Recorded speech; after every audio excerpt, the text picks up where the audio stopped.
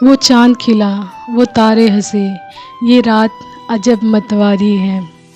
सोच कर देखिए 15 दिनों के बाद आने वाली ये पूर्णिमा यानी पूर्णमासी, यदि हर रोज़ आपको पूर्णमासी दिखने लग जाए तो ये 15 दिन बाद आने वाली पूर्णमासी का महत्व ही ख़त्म हो जाएगा। यानी कि कुछ दिनों बाद यानी कुछ टाइम बाद जो चीज़ें आती हैं तो वो आपकी लाइफ में बहुत ज़्यादा महत्व रखती हैं। यानी गैप के बाद, यानी कि जैसे 15 दिन के गैप के बाद ये पूर्णमासी है तो आपकी लाइफ में इस चीज़ का इंतज़ार भी होता है एंड आपकी लाइफ में कहीं ना कहीं ये चीज़ें महत्व भी रखती हैं। ठीक है, तो इसी प्रकार से आपकी लाइफ में कुछ चीज़ें ऐसी होती हैं, स्पेशल होती हैं कि वो कुछ गैप के बाद आती हैं, तभी वो आपकी लाइफ में एक्साइटमेंट लाती हैं, खुशियाँ लाती हैं, बहुत सारी हैप्पीनेस लाती हैं।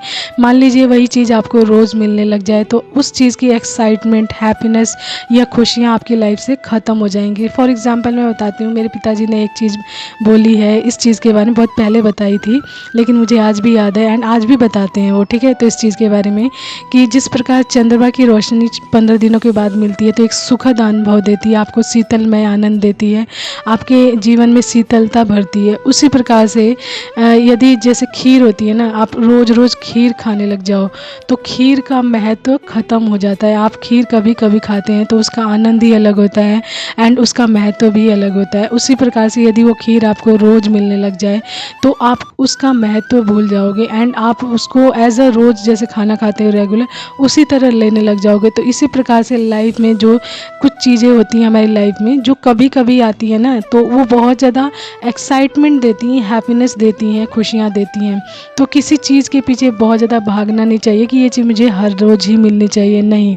आपको जो गैप के बाद यानी डिस्टेंस के बाद या थोड़े टाइम के बाद जो चीज़ें मिलती हैं वो आपके लिए बहुत अच्छी होती हैं। फॉर एग्ज़ाम्पल दोबारा एक और चीज़ मैं बताती हूँ, जैसे हमारे सुख और दुख हैं। ठीक है, सुख और दुख एक दूसरे के ही पहलू हैं, बिना एक के दूसरे का कोई महत्व नहीं है। तो सुख के बाद दुख आता है ना, तो उस दुख के माध्यम से हम चीज़ों को अच्छे से सीखते हैं, जानते हैं एंड वो चीज़ें हमें कुछ ना कुछ सिखाती हैं। एंड उस दुख के बाद जब सुख आता है तो उसका अनुभव, उसका मतलब उसका जो एहसास होता है ना वो बिल्कुल ही अलग होता है।